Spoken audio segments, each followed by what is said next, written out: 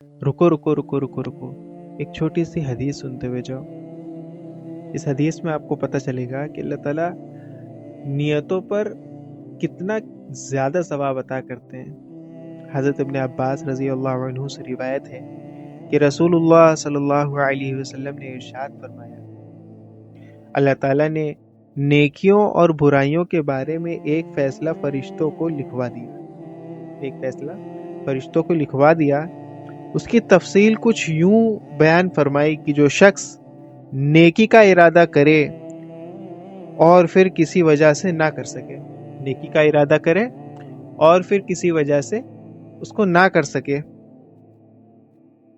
تو اللہ تعالیٰ اس کے لیے پوری ایک نیکی لکھ دیتے ہیں، اور اگر ارادہ کرنے کے بعد اس نیکی کو کر لے تو اس کے لیے اللہ تعالیٰ 10 نیکیوں سے 700 تک، بلکہ اس سے بھی آگے کئی گنا تک لکھ دیتے ہیں۔ سبحان اللہ، اللہ اکبر۔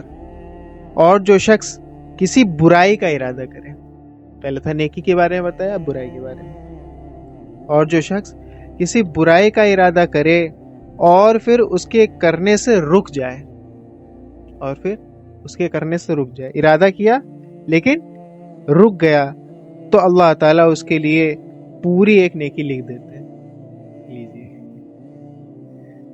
کیونکہ اس کا برائی سے رکنا اللہ تعالیٰ کی ڈر کی وجہ سے ہے، اور اگر ارادہ کرنے کے بعد اس نے وہ گناہ کر لیا، گناہ کا ارادہ کیا تھا اور پھر وہ گناہ کر لیا، تو اللہ تعالیٰ اس کے لیے ایک ہی گناہ لکھتے ہیں۔